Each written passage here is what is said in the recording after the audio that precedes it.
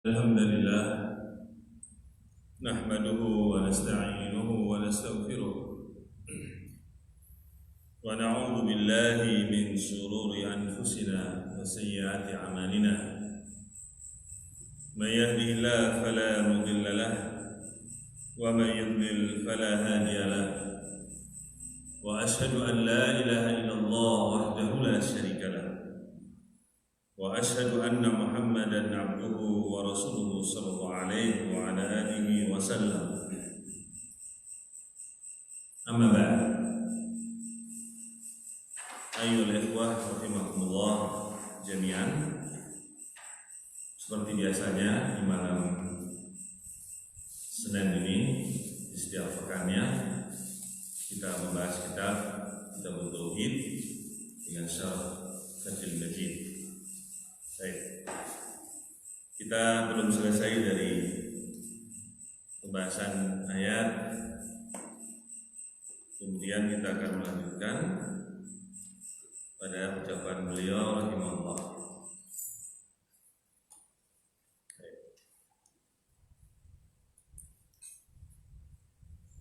Insyaallah kita sambung langsung dulu, baru kita akan membahas perkara yang berlalu dengan yang sekarang ini.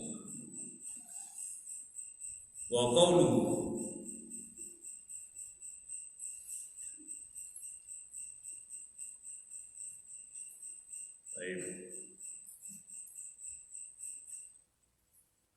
wa bil walidaini ihsana. Terakhir itu ya ucapannya, kita ulang sedikit. Biasanya kalau sudah mau terakhir itu buru-buru, mungkin sesuatu yang bisa disampaikan tapi terburu-buru sehingga terlewatkan. Baik. Qala al-Qurtubi, berkata Al-Imam al-Qurtubi, dan dengan kepada dua orang tua kalian berbuat baik. Al-ihsan ilal walidain, itu berbuat baik kepada kedua orang tua, birruhuma wa hifdhuhuma wa siyadatuhuma. Berbuat baik kepada keduanya, menjaga keduanya, memelihara keduanya. Wa imtithalu amrihima, dan menjalani perintah keduanya. Wa izalah arif anhuma, menghilangkan, membebaskan perbudakan yang ada pada kedua orang tua. Jadi kalau orang tua kita dapatkan dalam keadaan budak, maka dalam riwayat hadis di dalam kitab Adabul Mufrad diantaranya disebutkan seorang anak itu membeli orang tuanya dari tuannya, kemudian membebaskannya. Wa tarku as-sultanah,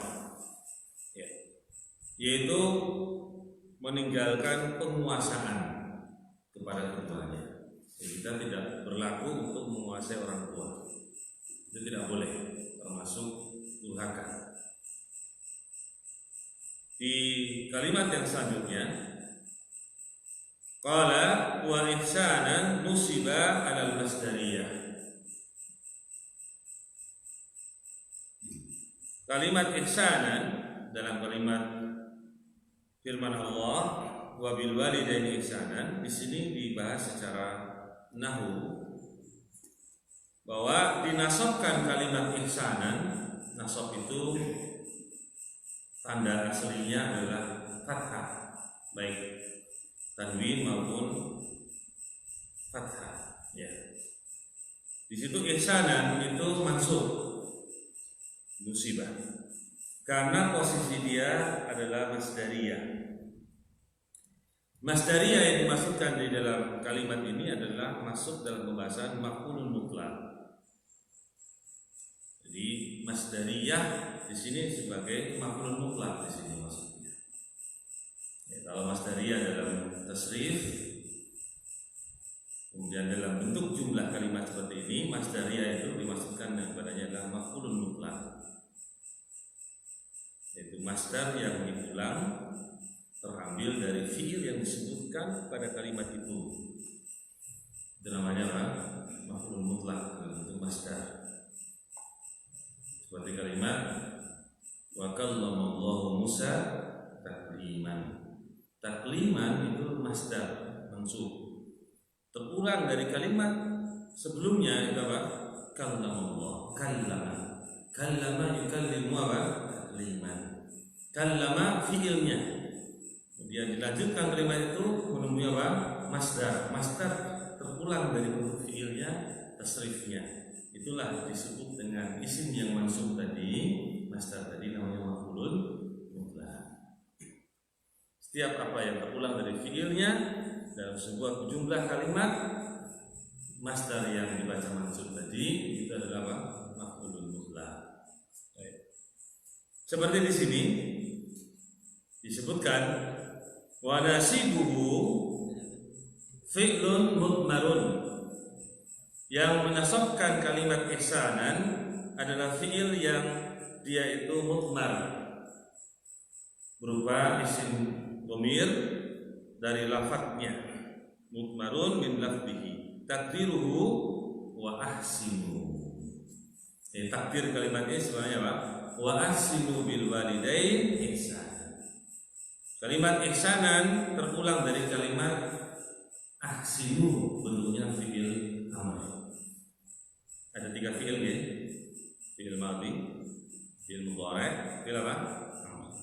Jadi dalam sebuah kalimat masdarnya itu terulang dari fi'ilnya, baik itu fi'il madhi maupun fi'il mudhari' maupun fi'il amr, maka masdar yang masuk tadi disebut maf'ulun apa? Mutlaq, atau istilahkan dengan istilah nahwu juga adalah al-masdariyah. Dipahami? Qultu qaulan. Aku berucap dengan suatu ucapan. Qultu qala yaqulu apa? Qaulan. Qaulan itu adalah masdar dalam kalimat ini, dia sebagai maf'ul mutlaq karena terulang dari kalimat apa? Qultu itu qala. Itu namanya maf'ul mutlaq.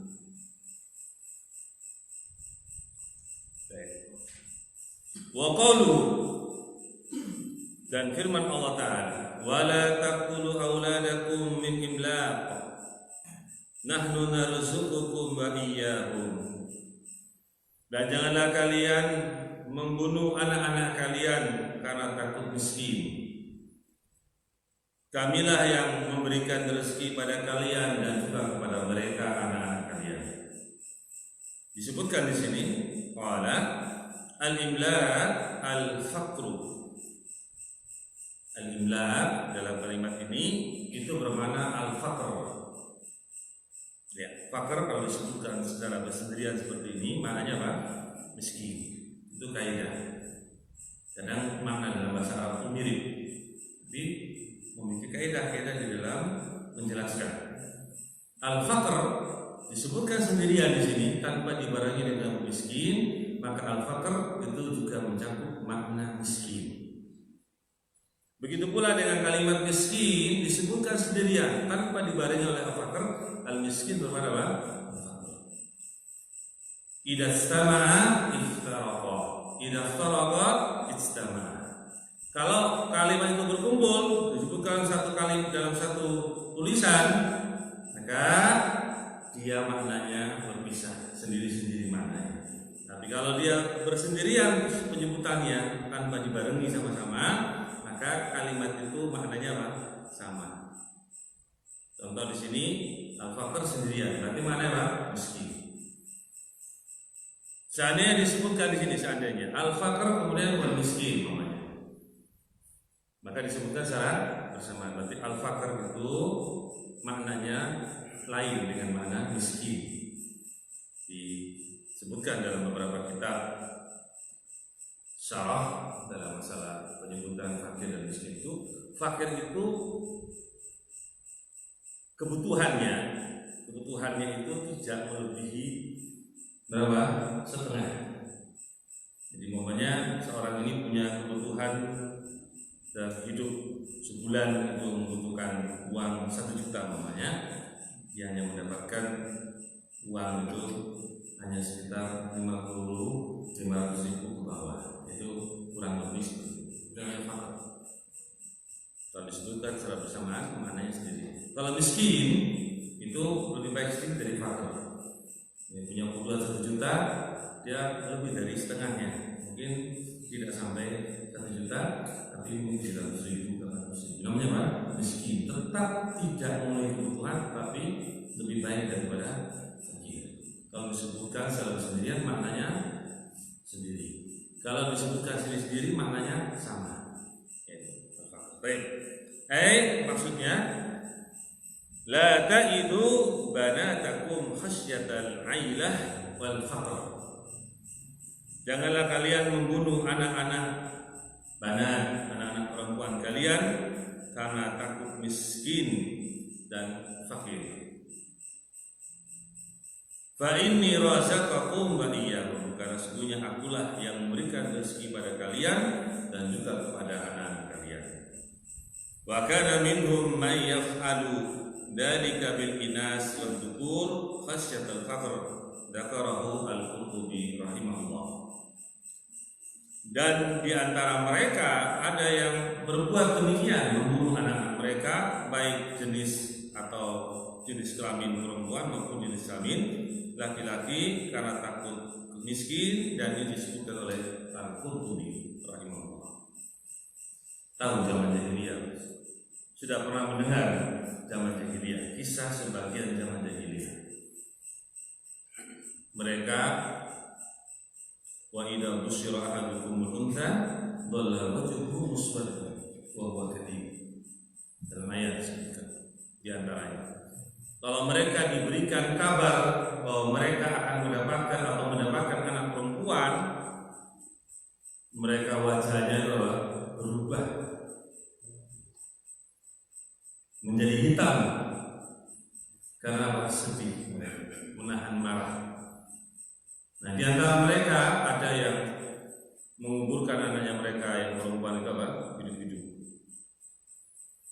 Di antara mereka pula ada yang dibawa ke tengah padang yang jauh dari manusia, kemudian dikuburkan sana.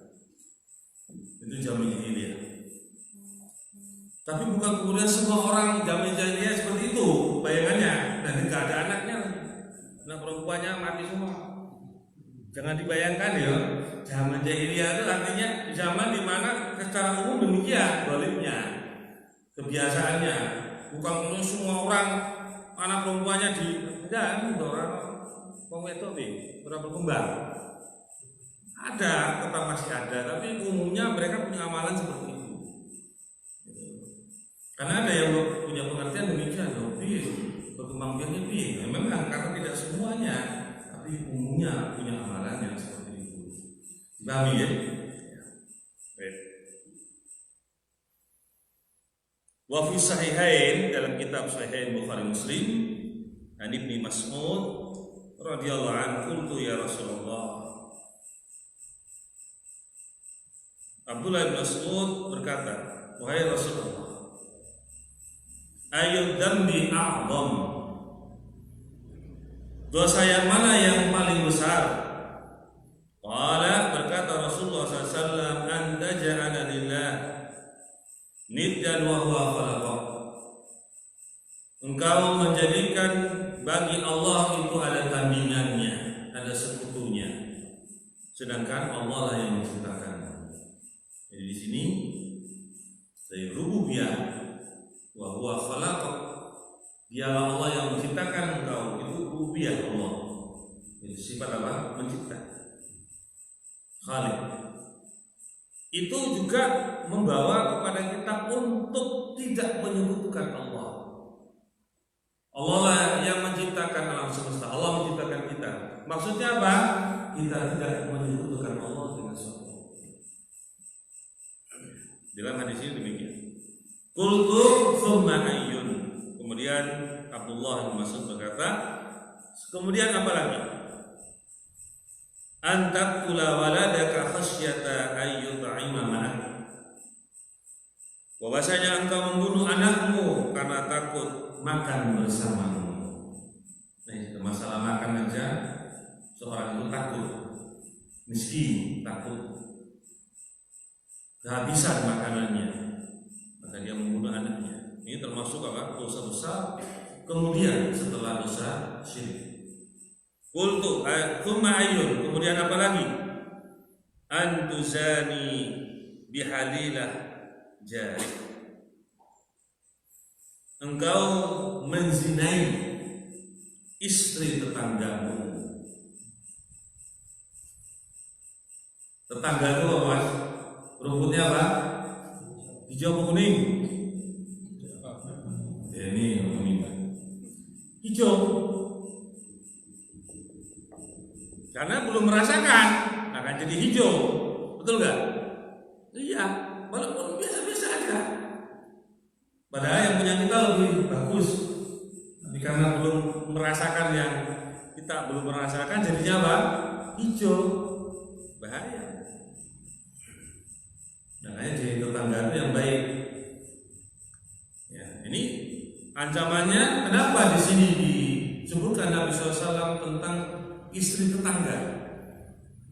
Karena di hadis yang lain itu berkaitan dengan hak tetangga, dibawakan hadis-hadis oleh Imam Bukhari.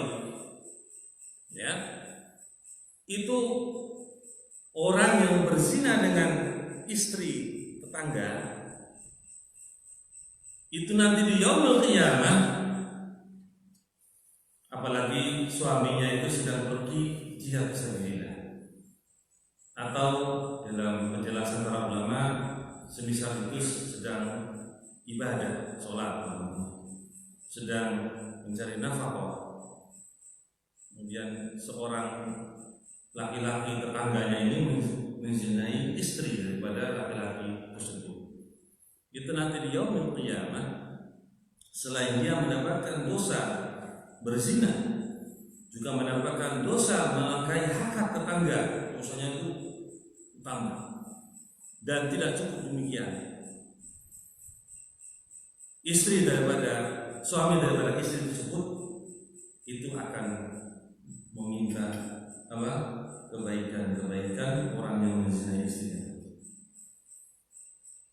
Ya. Kalau sudah dibolehkan meminta kebaikan itu dan dibolehkan, itu seorang di akhirat itu tidak akan membiarkan kebaikan itu. Pasti dia akan mengambilnya. Kenapa, Mas? Kalau di dunia kamu dikasih kebaikan, nggak usah apa-apa. Ya, kan? Tapi di akhirat kita semua sangat membutuhkan kebaikan, walaupun satu. Karena itulah yang akan menyelamatkan kita dari adab api neraka. Maka setiap orang pasti membutuhkan kebaikan, apalagi diperintahkan untuk mengambil kebaikan, maka dia akan mengambil. Oh, aku nggak usah. Enggak. Karena setiap orang membutuhkan apa? Kebaikan untuk menyelamatkan. Karena kita semua itu orang-orang yang berbuat zalim. Maka kedoliman kita itu kepada orang lain itu, orang lain itu akan menuntut kebaikan pada kita. Kita pun membutuhkan kebaikan kepada yang lain. Itu akan datang kepada orang yang mencintai istrinya itu, diminta padanya kebaikan. Pasti orang itu akan mengambil kebaikan. Ya. Maka banyak-banyaklah beramal soleh, jauhilah kedoliman. Karena kita tidak tahu nanti kita di akhirat nanti akan menjadi orang yang bangkrut atau orang yang beruntung.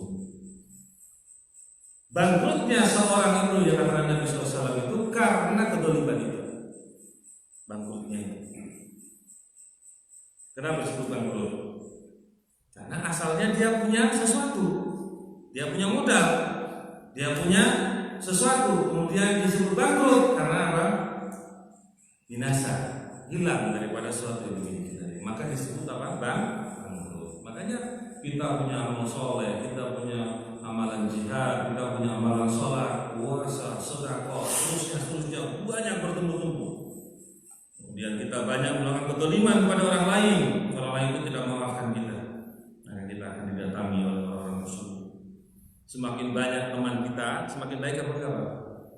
Semakin banyak teman, semakin baik pula. Semakin banyak teman juga bisa semakin jelek, karena kedoliman itu dilakukan kan kebanyakan kita berteman. Teman itu bagus, menjadi teman yang baik, tetapi teman itu pula bisa menjadi apa? Sesuatu yang membawa kita kepada kedoliman. Ya, hati-hati. Dul kedoliman itu apa? Kegelapan di hari kiamat. Kegelapan tidak bisa menolong kita. Itu namanya kedoliman. Ya, baik. Kemudian ingat jangan menzinai istri tetangga ya. Berarti boleh menzinai wanita lain? Enggak, sama. Nah ini lebih ditekankan dosa besar. Kan berarti demikian. Ya, baik. Tsumma tala Rasulullah sallallahu alaihi wasallam, kemudian Nabi membaca ayat walladzina la yad'una ma'allahi ilahan akhar wa la taqtulu nafsal lati harramallahu illa bil haqq dan seterusnya. Dan orang-orang yang mereka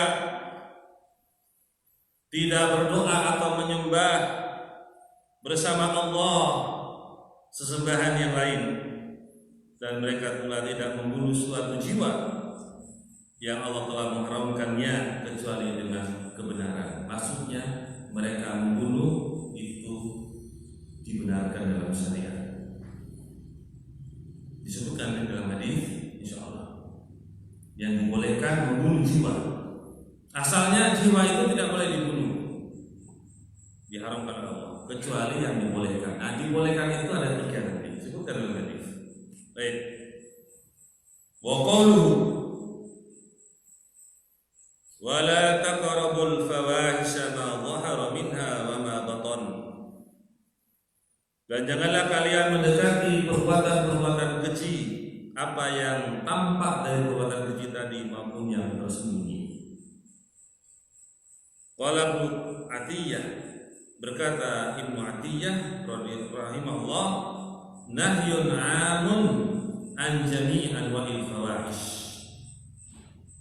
Larangan umum dari seluruh jenis-jenis perbuatan keji. Semua perbuatan keji itu dilarang dalam ayat ini, baik yang tampak maupun yang tidak tampak. Ya. Wa hiya al-ma'asi, yaitu maksudnya perbuatan-perbuatan maksiat. Berbuat syirik kepada Allah termasuk perbuatan apa? Maksiat. Karena dia mendurhakai Allah. Mendurhakai Allah itu termasuk juga bentuk kesyirikan. Iblis disebut durhaka kepada Allah kenapa? Iblis karena apa? Karena berbuat apa? Syirik. Kalau kamu bilang iblis sudah berbuat syirik, wah berarti bisa masuk surga. Karena orang yang masuk ke dalam surga itu tidak pernah berbuat apa? Kesyirikan, syirik iblis itu. Ya. Baik.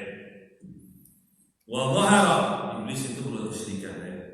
Wa dhahara itu wa batan, yang tampak maupun tidak tampak kemaksiatan itu. Halatan tastawfiyan aksam ma ja'alata lahu min al-asya, itu mencakup 2 keadaan ini. Dhahara wa batan itu adalah 2 keadaan ini mencakup segala jenis perkara-perkara yang kecil. Ya. Baik. Batin itu gimana coba? Ya batinnya mencintai kekejian, suka, bukan membenci, mencintai. Itu termasuk apa? Sesuatu yang tidak tampak. Karena amalan cinta itu adalah amalan hati. Tapi kecintaan kepada sesuatu yang jelek itu termasuk. Ya. Kalau terlintas, bagaimana? Ini mau dengan duduk santai gitu. Pas lagi capek, kesel gitu. Santai, enak. Ini terlintas pikiran. Terlintas kemaksiatan gitu. Tidak perlu kita sebutkan. Maksiatan, jenis-jenis kemaksiatan banyak. Terlintas di sini. Kira-kira ini masuk fi jami' anwal fawahish enggak? Termasuk seluruh jenis-jenis kekejian enggak? Dikaitkan dengan amalan. Terlintas. Belum masuk. Kalau terlintas itu belum masuk. kecuali setelah terlintas itu dia niatkan, ditanamkan dalam hati apa yang terlintas tadi, dia ingin apa? Mengamalkannya. Itulah sudah terhitung sebagai satu kejelekan walaupun dia belum mengamalkannya. Dalam hadis disebutkan banyak riwayat Muslim tentang masalah ini. Terlintas, itu terlintas sebelum kita mengazamkan dalam hati kita apa yang terlintas tadi, maka belum dicatat sebagai suatu amalan dan tidak dicatat sebagai suatu kejelekan dari bentuk kejelekan. Terlintas, ya, itu namanya terlintas, terbesit. Maka ketika terlintas yang jelek, kita disyaratkan atau disarankan untuk bertawud agar itu tidak tertanam dan tidak menjadi azam niat yang kuat untuk kita jalani. Ketika kita sudah meniatkan sesuatu yang jelek yang terlintas tadi, maka dicatat sebagai suatu kejelekan. Walaupun apa? Belum diamalkan karena dia amalan hati, dicatat sebagai suatu kejelekan. Bagi amalan hati. Kalau sudah beramal, itu amalan itu ada amalan zahir, amalan apa? Hati ya, yang masuk padanya amalan hati.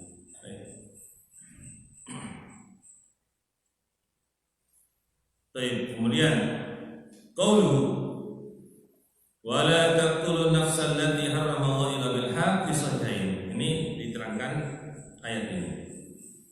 Dan janganlah kalian membunuh suatu jiwa yang telah Allah haramkan kecuali dengan sesuatu yang benar. Dalam sahihain disebutkan an Ibnu Mas'ud radhiyallahu anhu marfu'an. Dari Abdullah bin Mas'ud radhiyallahu anhu secara marfu'. Ada faedah sedikit kita sebutkan enggak apa ya. Mungkin di kesempatan lain tidak disebutkan karena sudah disebutkan sekarang. Itu marfu'an, itu istilah-istilah yang berkaitan dengan ilmu hadis. Marfu'. Hadis itu disebut dengan marfu' oleh yang mengeluarkan hadis ini. Artinya hadis itu sampai kepada Nabi. Itu marfu'.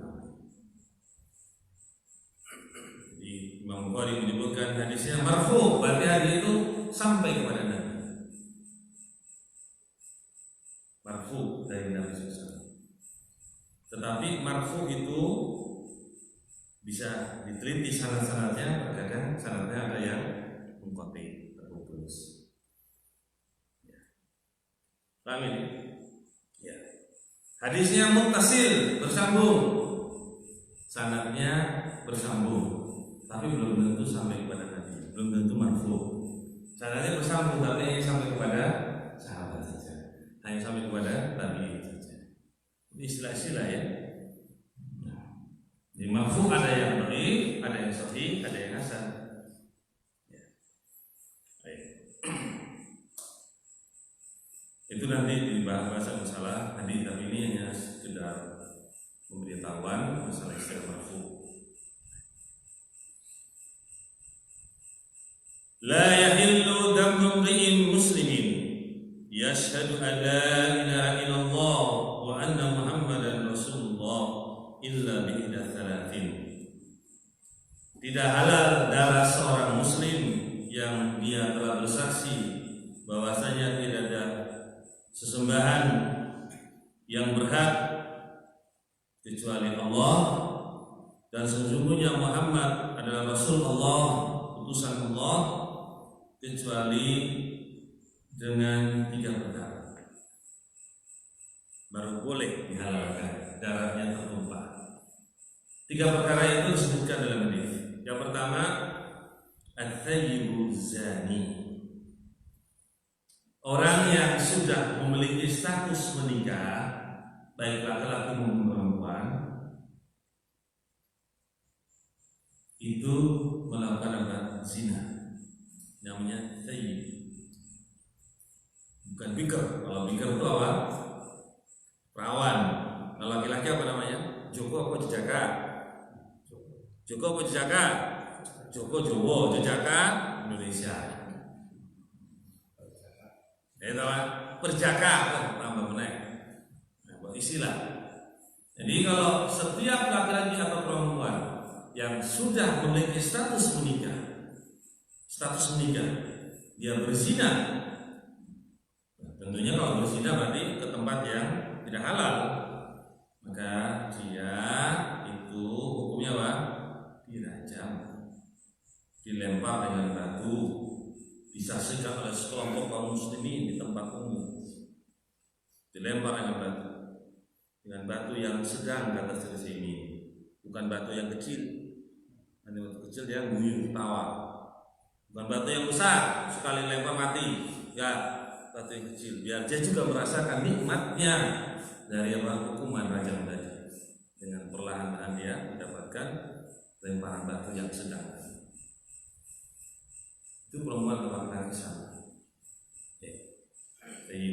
Berarti dia mati dihalalkan dengan cara seperti itu, karena dia berbuat dalam zina.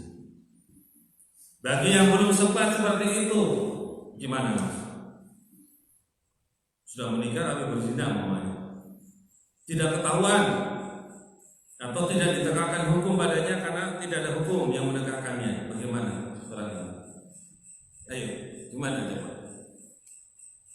Kata Syekh ini ditanya, kalau tidak ada hukum yang menegakkan, tidak ada bukti-bukti yang bisa menjadikan dia bukti seperti itu, kan walaupun dia berbuat tapi tidak ada bukti dari 4 saksi dan seterusnya, tidak ada pengakuan dari orangnya, dia bertobat dengan taubatan nasuha. Taubatan dengan taubatan nasuha, kalau memang tidak ditegakkan hukum, ya, untuk tidak mengulangi lagi. Itu di jalan keluarnya. Ya. Para ulama menyebutkan seperti itu. Mungkin di Indonesia ya banyak seperti itu. Bagi yang mendengarkan seperti ini, dan itu adalah aib pribadi yang mungkin tidak diketahui oleh orang banyak, kita bertobatlah dengan taubatan nasuha. Karena tidak ada hukum yang menegakkan mungkin di negeri ini untuk sementara waktu. Ya.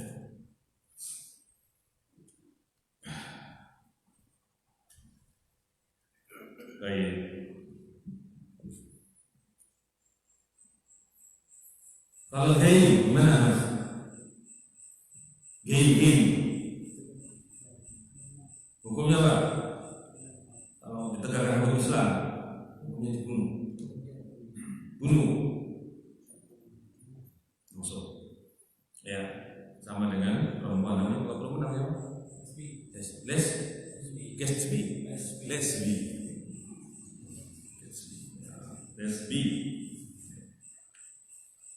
Baik, itu dibunuh.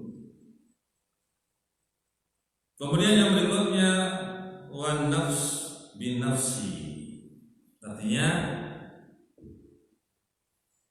hukum membunuh itu dengan dibunuh pula. Itu asalnya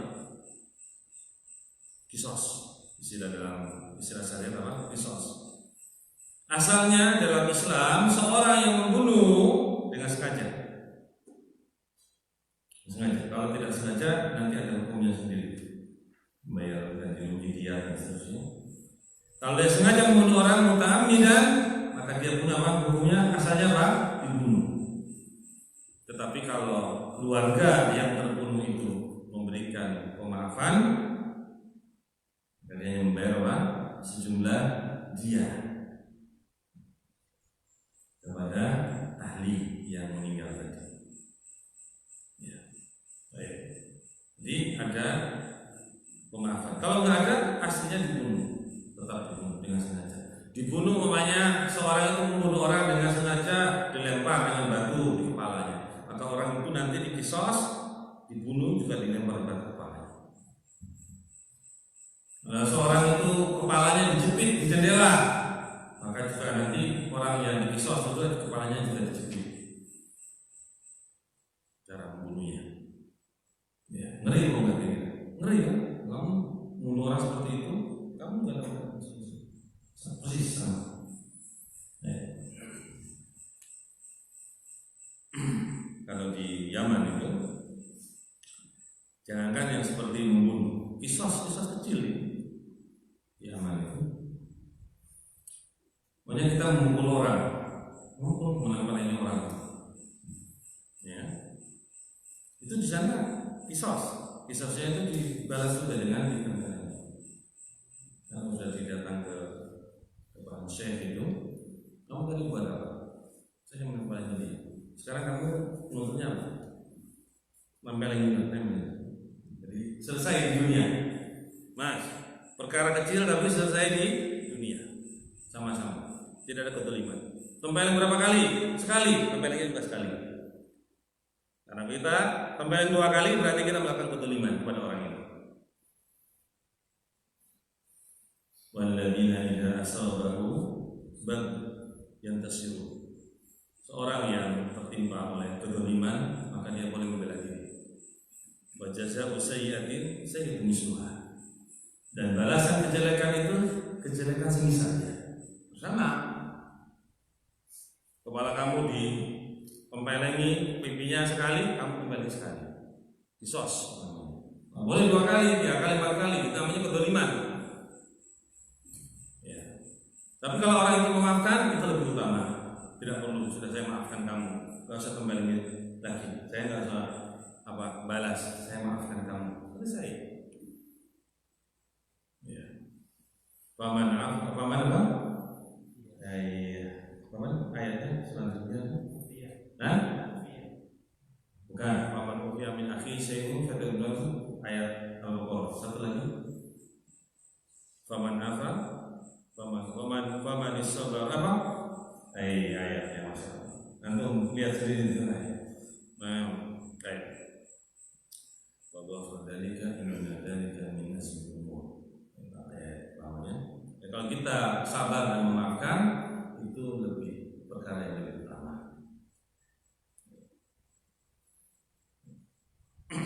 Sampai anak kecil tempelengi oleh orang besar.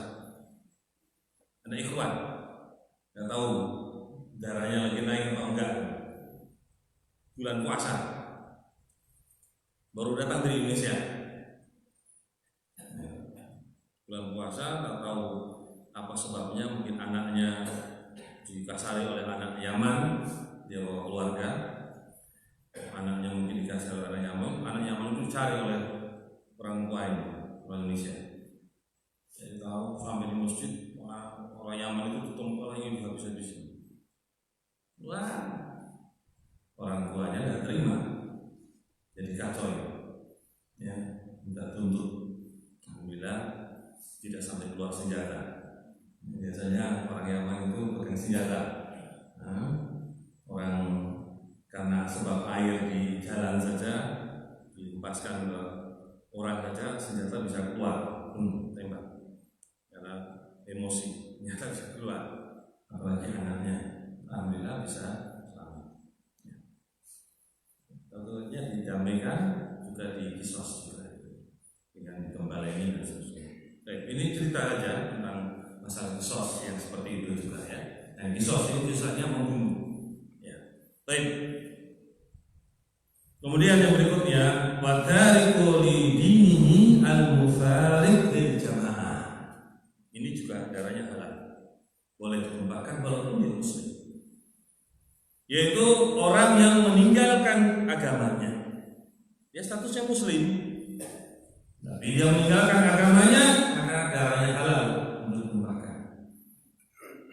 Asalnya sebuah jiwa itu haram, tapi dihalalkan. Ya. Dalam hadis yang lain disebutkan man baddala dinahu faqtuluhu. Hadis yang sahih. Barang siapa yang menggantikan agamanya maka apa? Dibunuh. Jadi para ulama berbeda, khilaf dalam dua pendapat.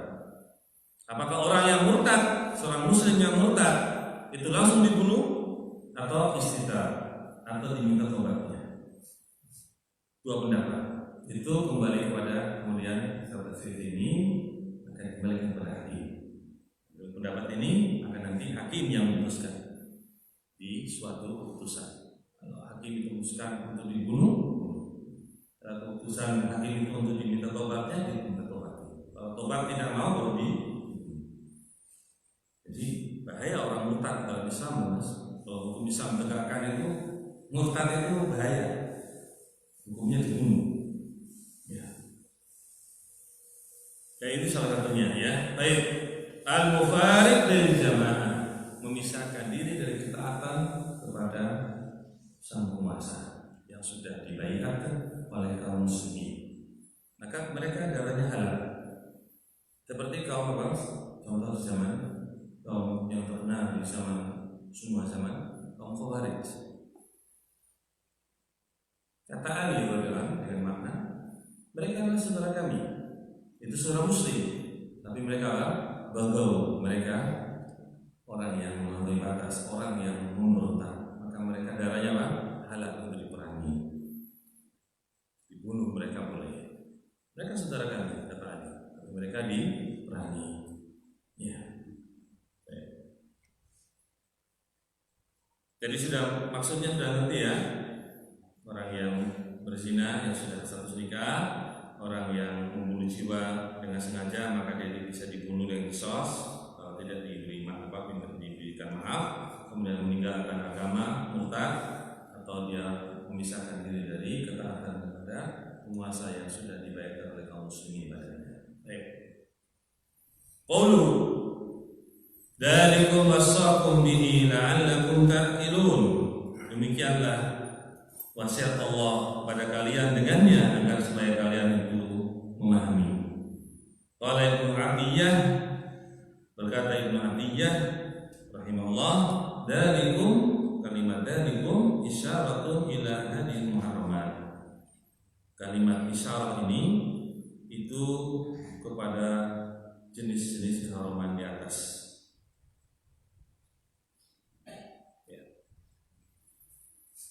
Kemudian wal wasiyah al-amru al-muakkad al-muqarrar. Al-wasiyah itu disebutkan di sini yaitu perintah yang ditekankan, yang tegas. Itu namanya al-wasiyah. Perintah yang ditekankan dan tegas. Perintah itu perintah yang ditetapkan. Itu namanya al-wasiyah.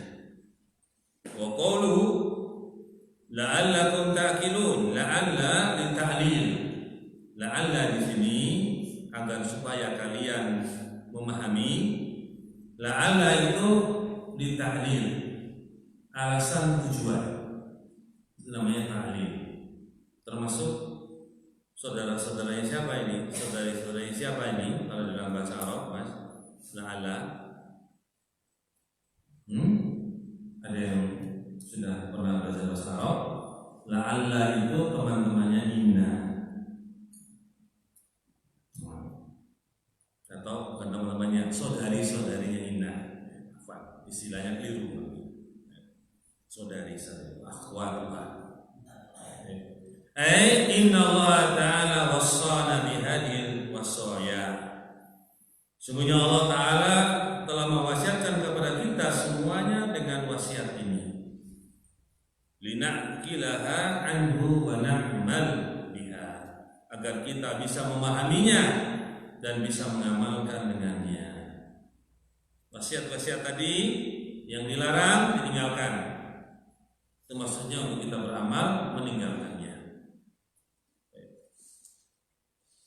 Wa fi tafsir At-Tabari, dalam kitab tafsir At-Tabari, Abu Ja'far At-Tabari Al-Hanafi. Baik. Dzakara awalan la'allakum ta'qilun tsumma tadhakkarun tsumma tattaqun. Disebutkan dalam tafsir itu, pertama agar supaya kalian memahami, agar supaya kalian itu bisa mengambil pelajaran, kemudian agar kalian itu bisa bertakwa. Li'annahum idza aqalu tadhakkaru, karena kalau orang itu memahami, dia bisa mengambil pelajaran. Masyaallah ya. Urutannya demikian. Jadi orang kalau mau ngambil pelajaran, kalau nggak memahami dia mau ngambil pelajaran, tapi dia tidak paham, apa bisa mengambil pelajaran? Nggak bisa. Dia memahami dulu, kemudian mengambil pelajaran dari apa yang dipahami. Kemudian tattaqun, dia orang yang takut dan bertakwa kepada Allah Subhanahu wa Ta'ala. Berarti kesimpulannya apa? Takwa itu datangnya karena orang itu memiliki ilmu. Ya. Qauluhu wala taqrabu malal yatim illa billati hiya ahsan hatta yablugha asyuddah. Janganlah kalian mendekati harta anak yatim kecuali jadi dalam mengolah harta tadi sampai anak yatim itu mencapai masa dewasa. Baik.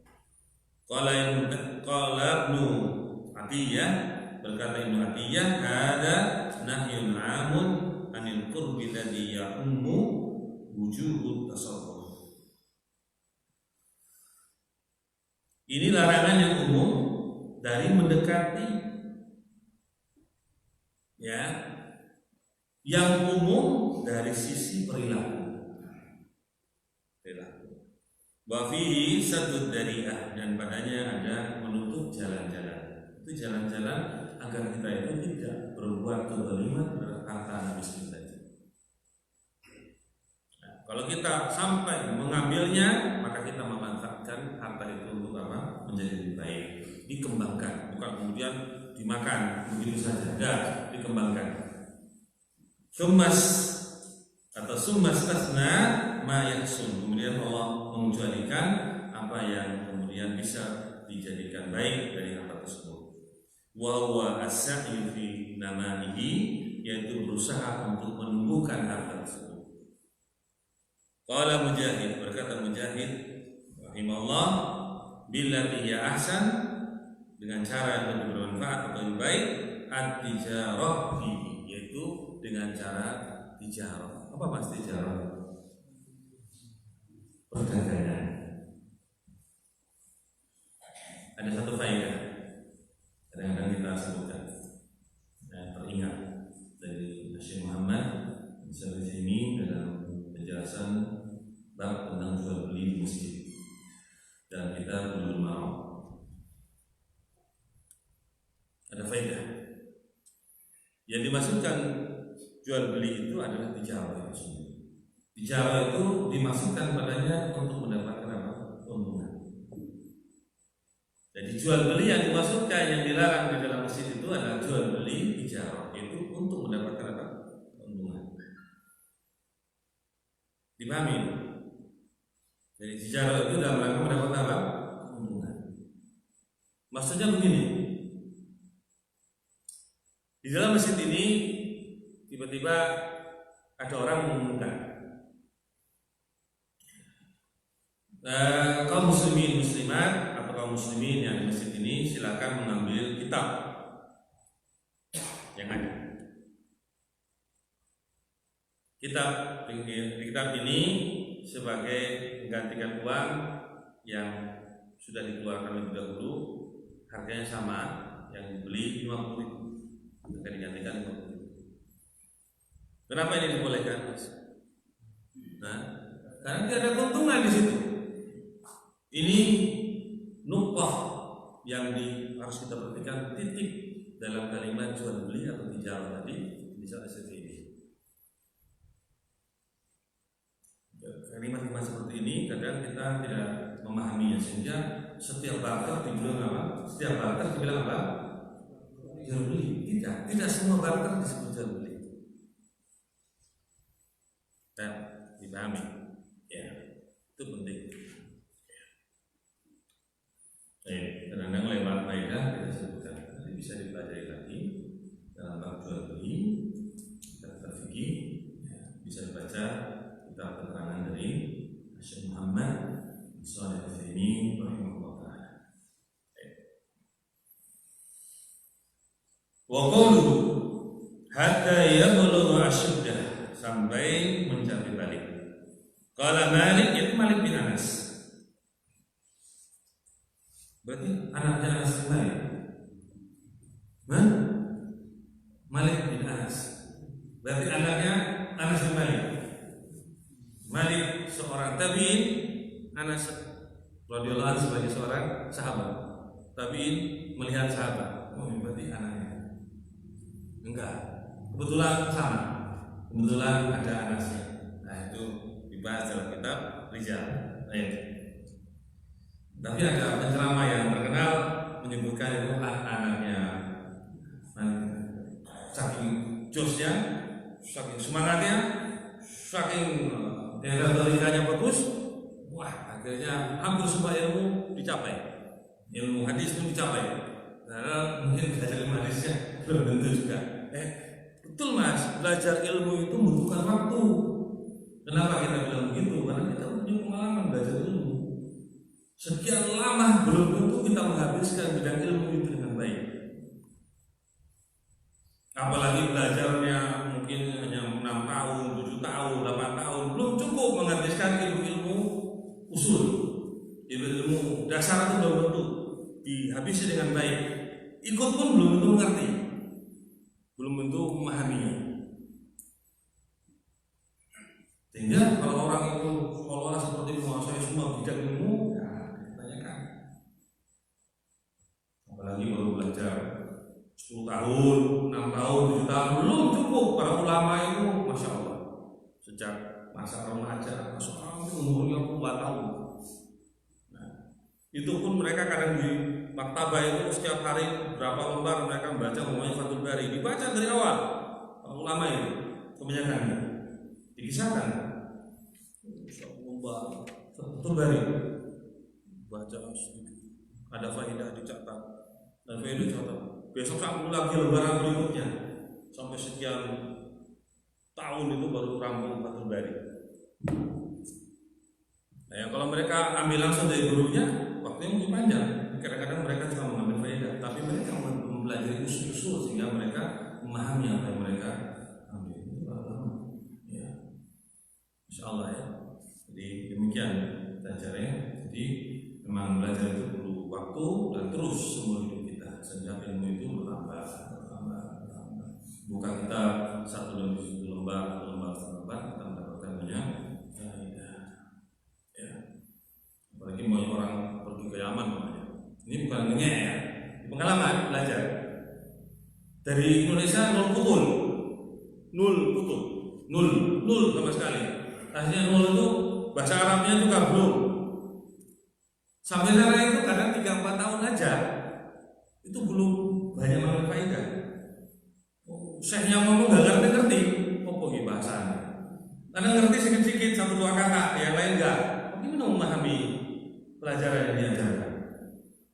Sehingga umumnya dia sampai 6 tahun di sana belum tentu kalau dia 0 putul dari sini, bisa jadi hanya 2 tahun terakhir itu baru bisa mengambil faedah. Itu pun tidak semua pelajaran.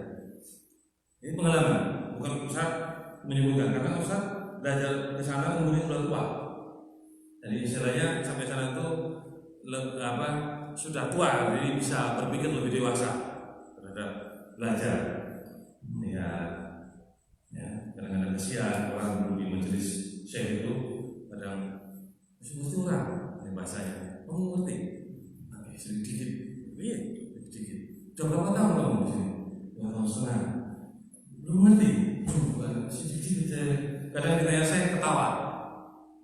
Ayah nulis sih, ayah jawab selanya, ketawa. Nggak ngerti.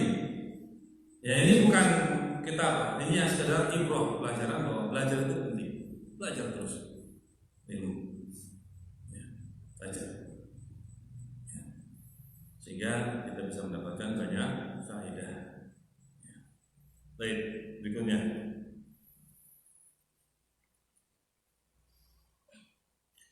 Wa ghairuhu dan selainnya huwa ar-rusdu wa zawalus safi ma'al bulugh. Itu maksud dari kalimat ya bulugh as-sudah, itu artinya orang yang sudah dewasa dan hilang sifat ketololannya, kebodohannya bersama dengan dia sudah mencapai balik. Itu kalimat ya bulugh as-sudah. Baik. Warawa nahu hadza atau warawa nahwa hadza, dan meriwayatkan seperti ini an Zaid bin Aslam wa Sya'bi wa Rabi'ah wa Ghairuhum. Ini riwayat-riwayat yang diriwayatkan oleh para rijal yang lainnya dari perawi yang lain.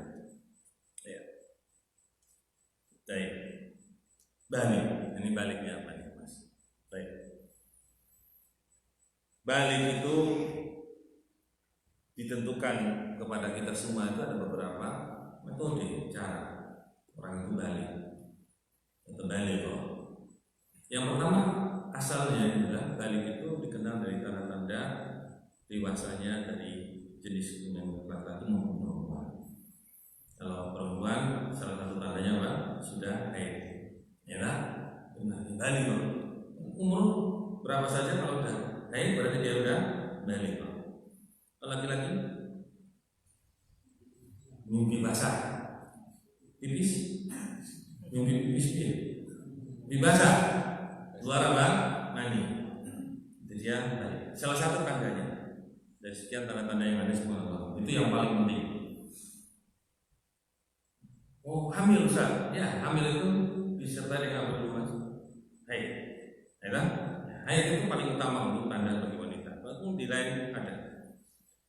Kalau tidak didapatkan, karena orang itu kadang dalam umur sekian dia belum haid atau belum mimpi basah, maka ditentukan dengan umur, dan itu dengan syariat. Itu umur berapa? Ya mas, 15 atau 16? 15. Itu kejadian Abdullah bin Umar ketika dia ingin jihad, umur yang belum mencapai demikian, karena Nabi melarang. Tahun depan ketika umurnya sudah sekian, 15 tadi, dia diperintahkan atau dibolehkan untuk berjihad. Ya. Karena anak kecil tidak boleh berjihad asalnya. Orang yang belum balik tidak boleh berjihad. Yang menjadi orang yang sudah balik. Maka sebagai ulama menentukan umur kalau tidak didapatkan tanda-tanda tersebut. Wallahu a'lam. Ini masalah balik soal bisa dibahas dalam pembahasan fikih pula. Baik. Wa qalu wa awful kaila wal mizana bil qist. Dan sempurnakanlah al-kail. Kail itu ukuran volume. Di gelas ini ada isi air, berarti apa? Ini volume, tidak perlu ditimbang. Volumenya segelas, namanya kail atau liter, ukuran liter itu juga kail. Kemudian juga wal mizan itu ukuran timbangan isi, berat isi, berat ditimbang. Maunya ini gelas dan isinya ditimbang berapa kilo atau berapa gram ditimbang. Jadi kita disuruhkan sempurnakanlah kail dan mizan bil qist dengan keadilan. Qala Ibnu Katsir rahimahullah, berkata Ibnu Katsir rahimahullah, ya'muru ta'ala bi iqamatil 'adl fil akhdhi wal inqa'. Yaitu Allah memerintahkan untuk menegakkan keadilan di dalam hal mengambil dan memberi. Adil kita. Wala nukallifu nafsan illa wus'aha, dan kami tidak membebani suatu jiwa kecuali apa yang dia usahakan atau apa yang dia mampu. Ai man istahada bi ada'il haqqi wa akhdihi fa in akhta ba'da istifraq usbihi wa badli juhdi fala haraj alaihi. Barang siapa yang dia itu betul-betul menunaikan sesuatu yang benar, hak,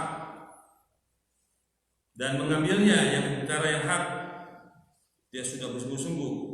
Kalau dia bersalah setelah dia sudah menghabiskan kemampuan dia tadi untuk mengeluarkan segala upayanya, maka dia tidak berdosa. Jadi yang dinilai syariat itu apa? Adalah orang itu apa?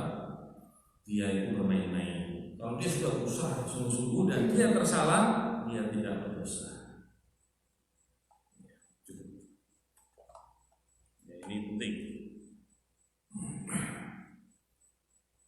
Qauluhu idza qultum fa'dilu walau kana dha qurba. Maka apabila kalian berucap, maka berlakulah kalian keadilan walaupun itu kepada kerabat sendiri. Jadi berkata yang benar, yang salah. Itu namanya suatu yang adil. Meletakkan sesuatu pada tempatnya. Bada'u syai' fi mawdi'ihi. Meletakkan sesuatu pada tempatnya, itu namanya keadilan. Lawannya apa? Zalim. Meletakkan sesuatu bukan pada tempatnya. Hada amrun bil 'adl.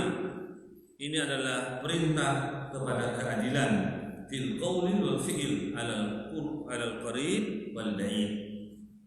Di dalam hal berucap maupun perbuatan, baik kepada kerabat yang dekat maupun yang jauh. Ya. Masya Allah. Qala al-Hanafi Al-adlu fil qaul fi haqqil wali wal aduwi. Yaitu keadilan itu pada ucapan, pada haknya teman maupun musuh, sama. Itu ada keadilan di situ. Keadilan teman maupun apa? Musuh. Ada keadilan di situ. Tidak boleh kita menuduh kezaliman. Berbeda dengan siasat ya, siasat perang beda. Siasat perang, nah, memang perang itu apa? Siasat. Berbeda. Nah, tapi kalau kita sudah mengadakan perjanjian, sudah mengadakan sesuatu, tidak boleh kita berkhianat. Tidak bisa kita berbuat sesuatu yang tidak adil. Kalau memang siasat dalam perang, dalam posisi perang, bisa siasat apa? Yang memunculkan pasukan ternyata dari kerdus, tembak terus itu. Nah ternyata arah tembakannya tahu dari sana, aku menyerang.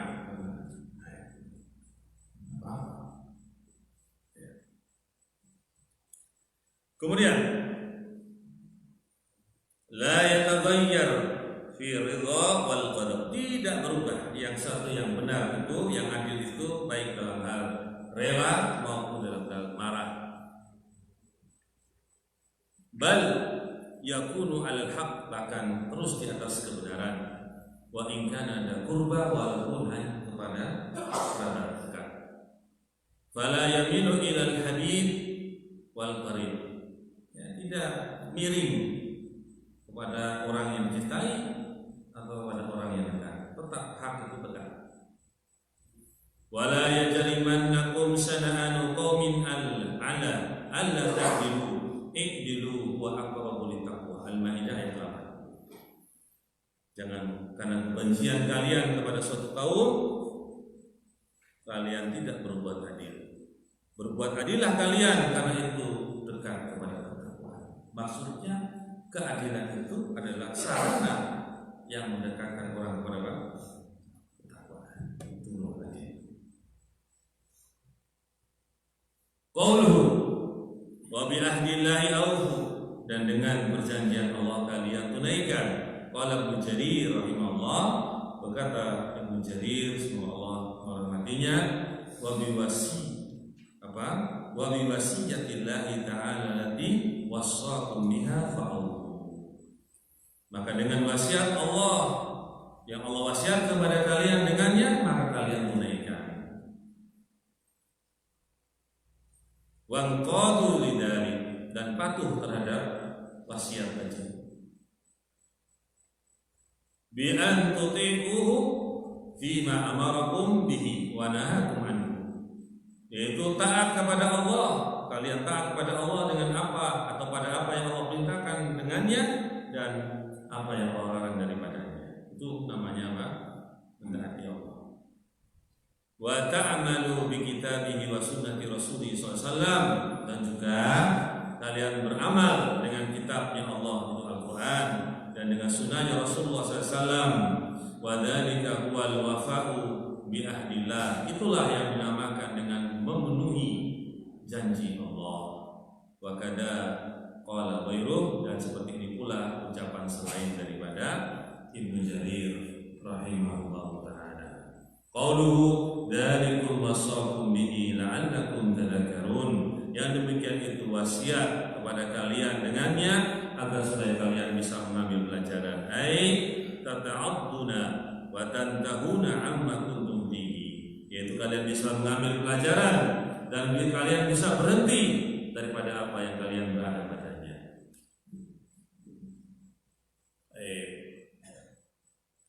Satu kalimat lagi. Qauluhu wa anna hadha sirati mustaqiman fattabi'u, dan ini adalah jalanku yang lurus, maka ikutilah jalan tersebut. Wala tattabi'us subula fatafarraqu bikum an sabili, maka janganlah kalian mengikuti jalan-jalan.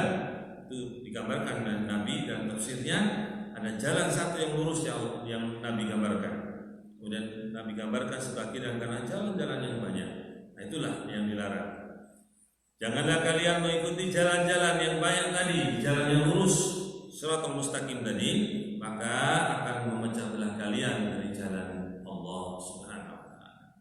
Qala al-Qurtubi, berkata Imam Qurtubi rahimahullah, hadhihi ayatun 'azimatun atafaha ala ma taqaddam. Ini adalah ayat yang agung yang Allah rangkaikan dengan apa yang sebelumnya. Atau itu bisa mengikutkan, dirangkaikan boleh. Baik.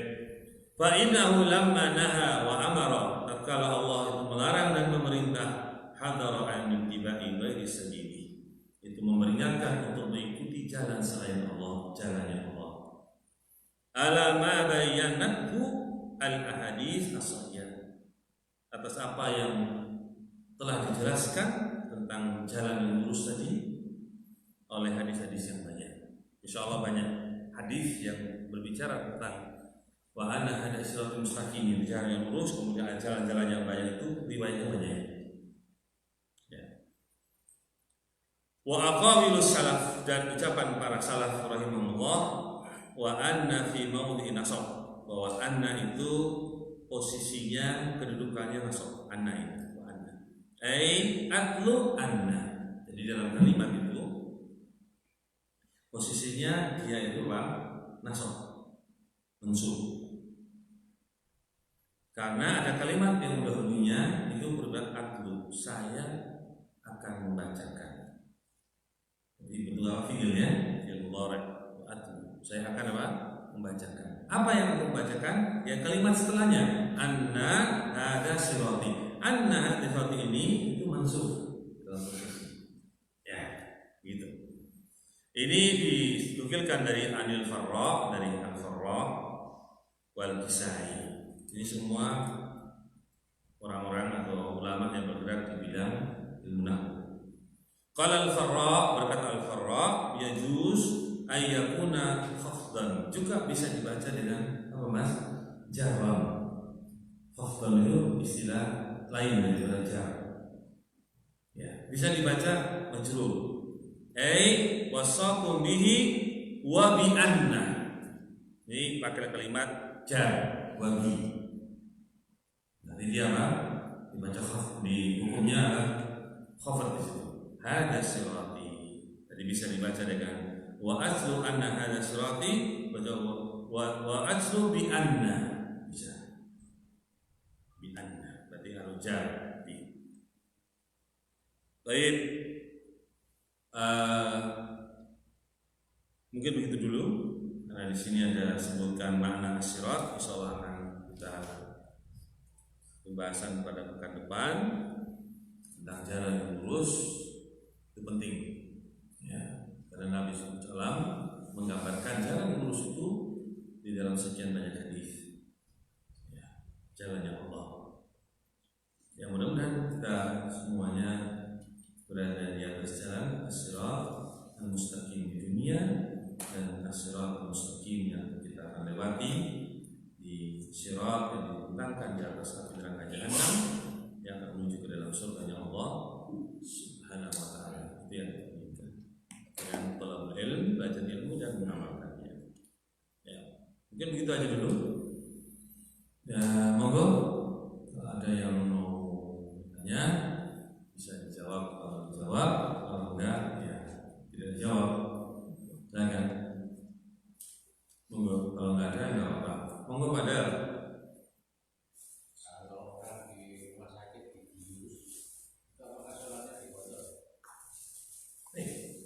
sholatnya diqadha. Mengqadha sholat perkara yang disyariatkan. Mengqadha sholat baik sholat sunnah maupun sholat wajib, apalagi sholat wajib. Kenapa? Karena orang ini dalam kondisi dibius seperti orang yang sedang tidur, seperti orang yang sedang apa? Tidur pulang. Sehingga orang yang tidur dalam hadis yang sahih, manama anis-salati atau nasiya anis-salati wa salatuhu ila dzakaraha atau kama qala Rasulullah. Orang yang tidur dari salatnya, jadi tertidur dari salatnya, atau dia lupa dari salatnya, maka dia salat itu pada saat dia apa? Ingat. Berarti disebut dengan apa? Qadha, dan kalimat qadha pun disebut dalam hadis yang lain. dengan kalimat qadha. Dan dengan ingat. Kapan dia ingat? Ya sholat. Mamanya apa dengan sekarang? Ini sudah waktu isya ini, ya kan? Tadi belum sholat isya ya, tapi lupa lari. Tidur malam.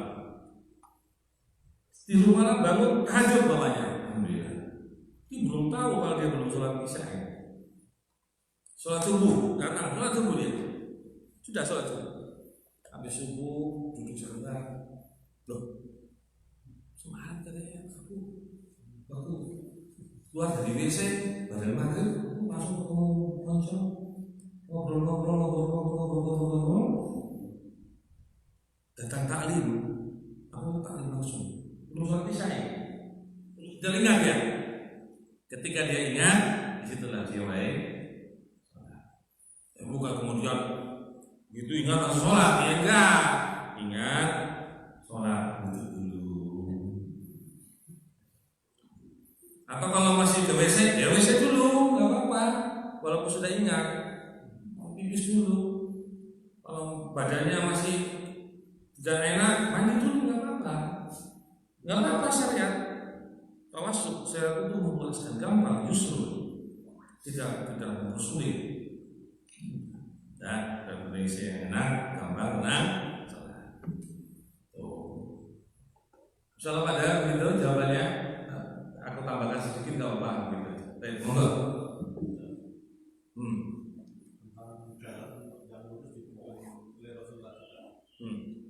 Kalau zaman Rasul cuma sahabat tapi jelas yang lurus tahu. Kalau sekarang mengaku semuanya lurus. Insyaallah. Katanya kebenaran itu apa? Siji, satu. Maksudnya kebenaran satu itu kelompoknya bilang ini satu itu. Pengertiannya keliru. Semuanya lurus gitu. Nah iya gitu. Nah iya kelompok katanya ini khilaf satu lurusnya. Ya enggak begitu pengertianmu. Nah begitu. Maksudnya al-haq itu satu, yaitu datang dari hadis dan apa? Al-Quran itu hak satu. Dan penafsiran itu yang bermacam-macam. Tapi selama penafsiran itu berdasarkan kaidah-kaidah yang ada, ya, penafsiran berdasarkan hadis, berdasarkan Al-Quran, berdasarkan apa namanya riwayat, tafsir berdasarkan ucapan para sahabat dan seterusnya, itu bisa berbeda-beda. Mana yang dekat pada kebenaran, ya itu yang kita ambil. Bukan kemudian satu-satu ini. Kalau kamu mau ikut saya, yang satu ini dari penafsirannya, dari pemahamannya, gitu, kamu keluar dari jemaah saya, kamu akan ditahdir, kamu keluar dari al-haq. Tidak mesti, hanya tidak mesti. Bisa jadi iya, tapi tidak mesti. Ya. Tidak mesti. Jadi kebenaran itu hanya pada kelompoknya. Kemudian loyalitas itu hanya ukurannya kelompoknya. Berpisah karena ukuran kelompoknya, itu salah, itu sudah hizbi namanya. Pemikiran hizbi. Walaupun mereka tidak mengaku hizbi, tapi itu pemikirannya sudah hizbi. Hanya mungkin kedepannya nggak tahu bentuknya kayak apa lagi dalam bentuk amaliyah. Naudzubillah min dzalik. Jadi manusia itu menjadi orang yang rojulah, berani, jangan penakut. Karena memang kita dididik itu dengan ilmu itu menjadi orang pemberani. Ya, walaupun badannya kecil, kurus atau tidak, tapi jiwanya pemberani. Mau ditahdir, ya, kalau perkara yang tidak benar tahdir silakan. Saya hidup ini hanya satu tempat, ya, hidup ini luas, bumi luas. Jalan sesuatu yang benar, dan mengapa? Karena kebatilan itu pasti akan sirna. Waktunya kapan? Mau 10 tahun, mau 15 tahun, 20 tahun, kebatilan itu pasti akan sirna dan al-haq itu abadi. Itu saja. Walaupun dibuat-buat, dikemas-kemas, ditahan-tahan, segala macam, suatu saat tidak akan sirna. Tidak perlu ukuran 1-2 tahun, masih sedikit itu 1 tahun itu. Bisa saja puluhan tahun. Istilah itu bisa akan sabar. Ya. Baik, kita aja ya. Tambah sedikit kalau ceramah. Silakan. Misalkan saya punya dua orang tua, duanya udah lanjut, udah mulai sakit-sakitan. Sedangkan saya punya keluarga, misalnya saya meninggalkan kedua orang tua, misalnya pergi keluar kota untuk bekerja untuk menafkahi keluarga saya.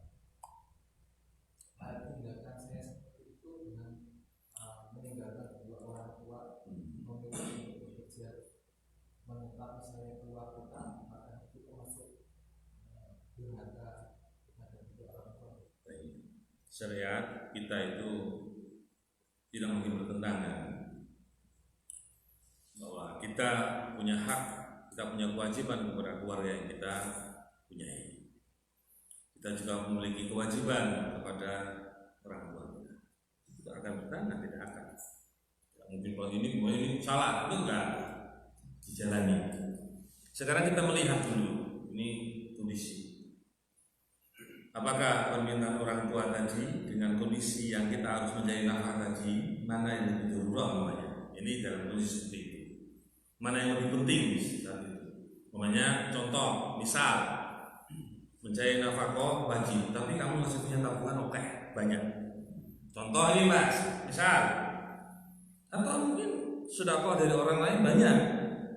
Antum nggak perlu nafkah dulu nggak apa-apa, masih cukup, ya tak? Orang tua dulu, pamankan, yang membutuhkan, itu misal. Nah, kadang orang itu bernafsu untuk mencari apa? Nafkah. Padahal dia juga sudah punya banyak, cukup. Tapi alasannya apa? Nafkah, karena bercita-cita banyak tinggi, cita-citanya ingin ini beli ini, uangnya sudah banyak, ini beli itu beli. Akhirnya nafkah jadi alasan. Itu bisa jadi. Karena itu kejujuran diri kita tidak mungkin bertentangan dan kita bisa menjalaninya. Ya. Mungkin contohnya seperti itu. Contoh misal dari mana yang kita utamakan duluan, karena memang itu sudah kewajiban. Ya, kewajiban. Mungkin kita jadi jawaban yang banyak ya. Coba lagi mas, tadi disebutkan salah satu dosa besar itu meninggalkan atau keluar dari jamaah tadi. Iya, jamaah.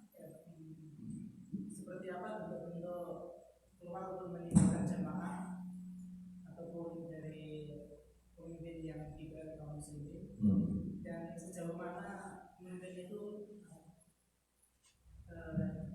maksudnya yang disebut dengan jamaah itu seperti apa? Ya, ini sebutannya jamaah. Jadi jamaah itu adalah dia jamaah orang, kumpulan manusia yang dia itu mengikuti taat kepada yang memimpin. Dan dalam pembahasan kita Ahlussunnah wal Jamaah itu maksudnya pemimpin yang memang memiliki kekuasaan yang sah. Ya, itu secara garis besar saja itu jamaah demikian. Bentuknya seperti bukan jamaah yang tidak memiliki kekuasaan dari pemimpin yang ditaati. Contoh seperti namanya ikhwan dalam jamaah tabligh yang mengadakan baiat kepada pemimpinnya, padahal pemimpinnya tidak punya apa? Kekuasaan seperti menguasai suatu negara yang sah. Nah, itu namanya kalau dia keluar dari jamaah tabligh tidak termasuk apa? Maksiat. Baik itu. Atau di Indonesia ada jamaah apa namanya? Islam jamaah. Itu juga mengaku juga punya jamaah dan dia harus bayar. Kalau keluar dari situ jadi apa? Kafir dengan hadis ini. Sama persis. Hadis ini, hadis dalam Arba'in Nawawiyah ada. Ya, bukan seperti itu. Yang dimaksudkan adalah yaitu penguasa yang memiliki kekuasaan yang sah. itu bentuk maksiat. Ya, bentuk maksiat tentunya bentuk-bentuk bisa dengan perbuatan, bisa dengan apa? Dengan hati atau dengan ucapan. Karena amal itu ada yang zahir dan itu tersembunyi. Sehingga namanya kalau kita berusaha untuk mengadakan kudeta, contoh saja ini. Contoh, kudeta kepada penguasa yang ada, kudeta, mengangkat senjata atau melawan dengan fisik, berhadapan dengan apa? Untuk menjatuhkan pemerintah. Itu namanya apa? Termasuk apa? Maksiat, bentuk-bentuk kemaksiatan. Nah, yang seperti ini kalau pemerintah melawan, pemerintah mempertahankan dan membunuh orang yang mengadakan kudeta tadi, itu sah, boleh, termasuk yang dibolehkan darahnya untuk tertumpah. Contohnya ini maksiat. Ya masih banyak bentuk-bentuk maksiat yang lain, ya tentunya pembahasannya lebih panjang lagi. Karena pembahasan seperti itu pembahasan yang butuh kepada pembahasan yang lebih detail, sehingga kita tidak salah di dalam menyampaikan. Itu soal umum saja. Mungkin begitu aja. Afwan ya. Nah, ya. Enggak.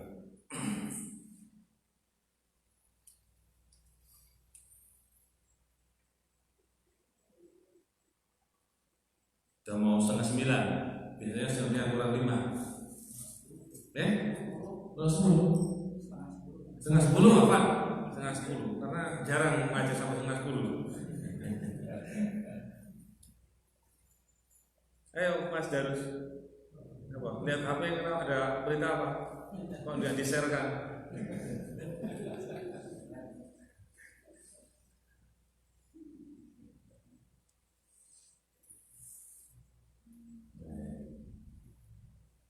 Ada? Kalau nggak ada, ya masya Allah. Naktafi di hadars kita cukupkan pada pelajaran ini. Insya Allah kalau ada kesalahan, insya Allah kita akan rujuk pada kesalahan itu. Nah, memang tidak diedit ucapan ini. Jadi ucapannya kan nggak diedit mas, baik bacaannya maupun apa menyampaikan kan tidak diedit, sehingga kesalahan itu bisa saja terjadi. Kalau diedit, insya Allah. Jadi langsung didengar, karena kita mohon maaf, kita akan kembali kepada yang benar. Ya. Subhanallah wa bihamdika, asyhadu an la ilaha illa anta, astaghfiruka wa atubu ilaik. Assalamualaikum warahmatullahi wabarakatuh.